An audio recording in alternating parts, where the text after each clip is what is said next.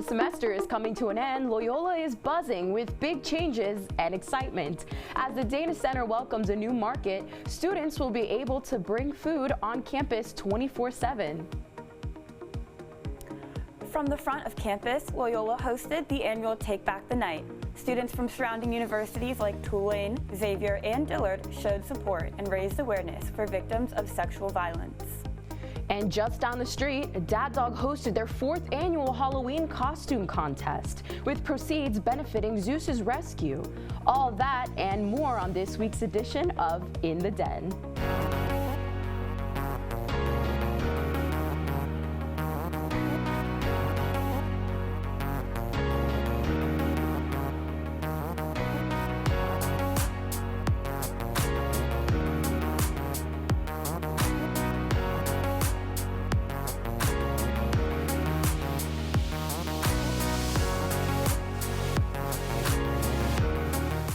Good morning, Wolfpack. I'm Mabel Regalado Hernandez, and welcome to In the Den, where we cover everything happening on and off campus.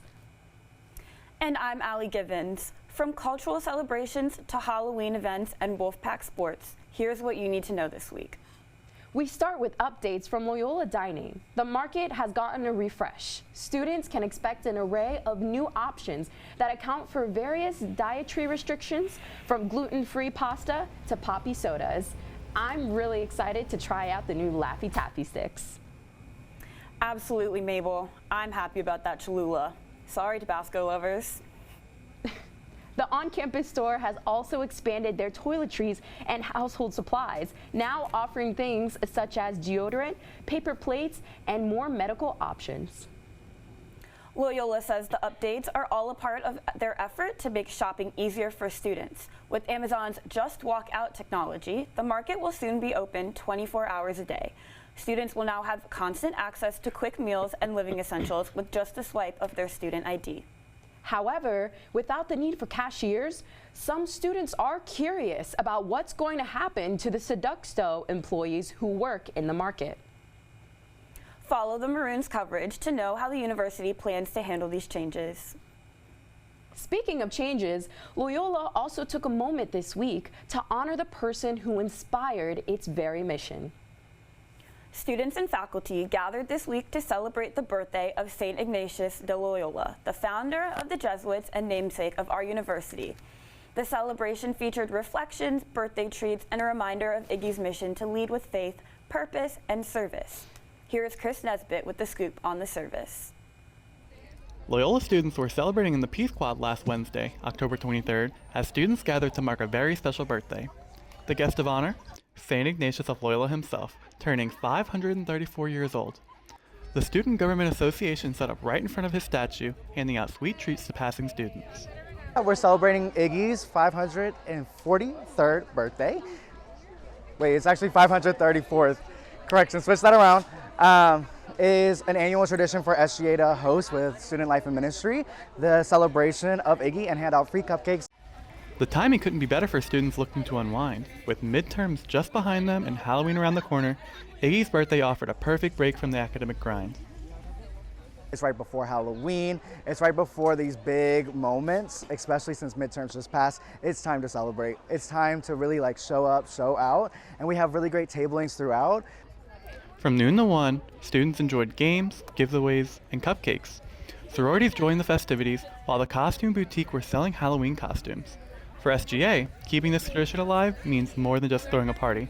It's about building community and honoring the legacy of our university's namesake. Chris Nesbitt, Wolfpack News. Happy birthday, St. Ignatius. From faith and reflection to fun and fundraising, one campus event plans to have the community cheering and laughing for a cause. Happening tonight in the Audubon Room is Mr. AKO, an all-male beauty pageant hosted by one of Loyola's sororities, Alpha Chi Omega. This event hopes to get men involved in the conversation of domestic violence awareness. The contestants compete in one talent round and 2 Q&A rounds, where they will be tested on their knowledge of DVA.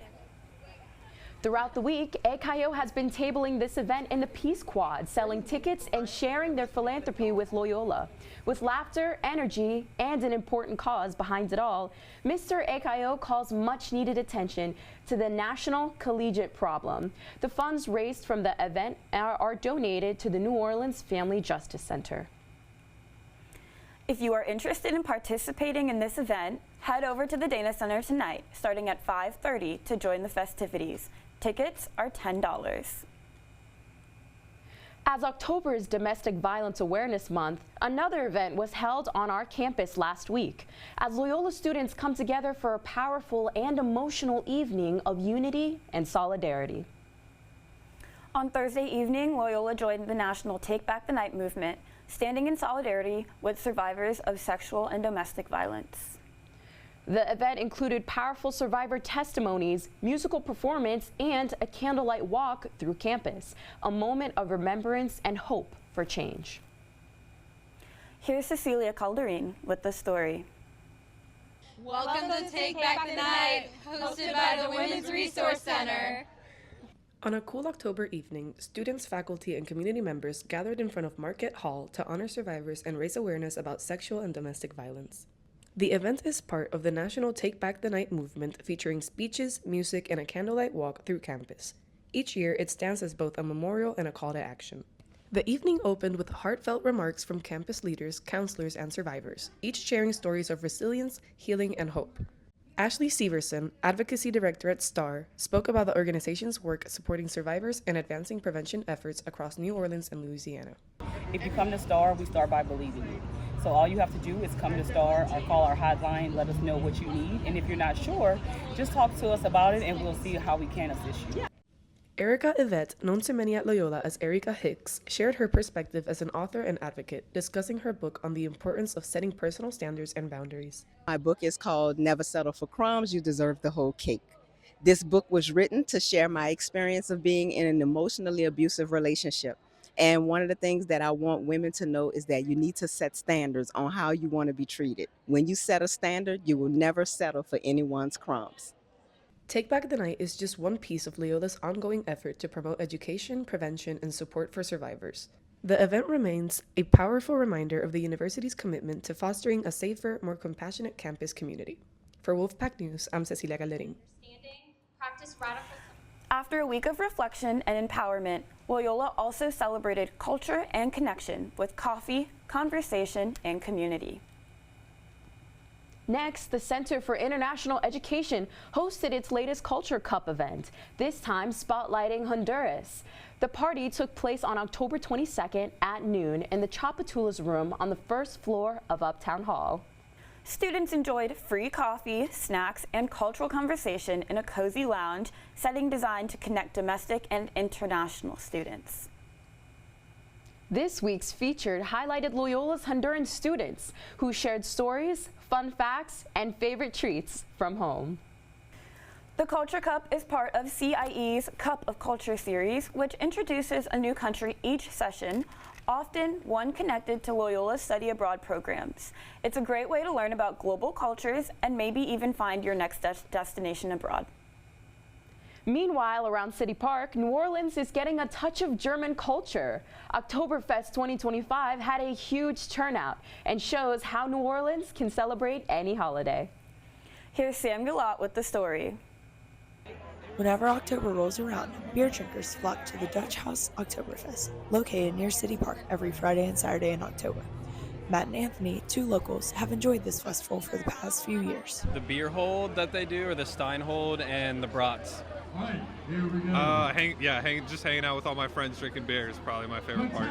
Oktoberfest brings together the community, something even outsiders, Stephanie and Susie from Indianapolis, love. To me, it's celebrating culture and heritage.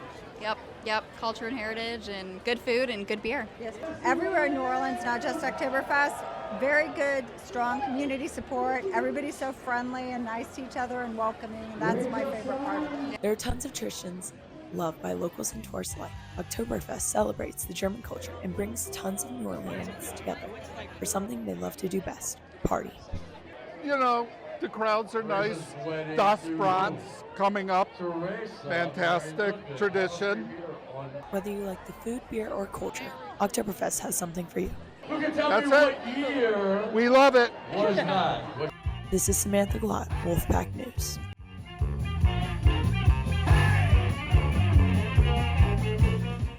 While students get a taste of global culture, locals along St. Charles are putting their own spin on the seasonal celebration.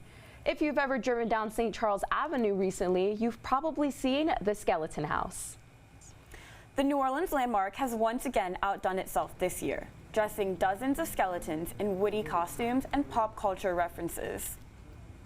From Barbie Bones to Taylor Swift Tomb, the annual display has become a favorite spot for locals, students, and tourists alike. And it's just minutes from campus. It's spooky, clever, and oh so New Orleans, adding a bit of Halloween spirit to the uptown neighborhood. A reminder that around here, creativity doesn't just live in the classroom, it's on every porch. Meanwhile, things got spooky and adorable at Dat Dog's 4th annual Halloween costume competition. This Saturday, October 25th, pet owners and their dogs dressed up for 5 different costume categories, from funniest to most creative, with proceeds benefiting Zeus's Rescue, a local animal shelter. The event drew a big crowd of dog lovers and Halloween fans alike, proving New Orleans never misses a chance to celebrate with our furry friends. Here's Ludovica Balou with some more details. Halloween is just 1 week away, but festivities have already begun. We're at Dat Dog to celebrate the Halloweeny costume, and all proceeds go to Zeus's Rescue. Rain or shine, the dogs were ready to strut. The 4th annual Halloweeny costume contest turned Dat Dog magazine into a runway of wagging tails in spooky style. The event benefits Zeus's Rescue, a New Orleans organization dedicated to saving and rehoming dogs in need. Michelle from Zeus's Rescue explains how the proceeds from the event will be used. Everything that we raise here goes directly either to our medical bills at Metairie Small Animal Hospital, or we buy supplies for our shelter diversion program. Despite a little wet weather, turnout was strong, with contestants competing in categories like Best Family, Best Group, Solo, Best in Show, and Crowd Favorite. Here's what the Best Group winner has to say. We both love fashion. We always dress up when we go out. And he loved it. He loved to go with me. Halloweeny proved once again that when New Orleanians dress up, their pets do too, all for a positive cause. Reporting from Dat Dog Magazine, I'm Ludovica Balou. That sounds incredible. Now, from costumes on pause to jerseys on court, let's check it out how our Wolfpack athletics is doing. Here's Chris Pouncey with our sports news. Thank you, Mabel. It's been an action-packed week for the Wolfpack. Here's what's happening with the teams. The Loyola's men's basketball team tipped off their season inside the Den with a statement win, defeating Texas A&M San Antonio by a score of 94-61. It was a memorable debut for new head coach Trey Lindsey, who earned his first win leading the Wolfpack. Loyola jumped out early and never looked back by scoring 37 points in the first half and 57 in the second. Cameron Johnson led the charge with 15 points and 5 rebounds, while Georgios Vilzalasquez added 13 with 8 rebounds.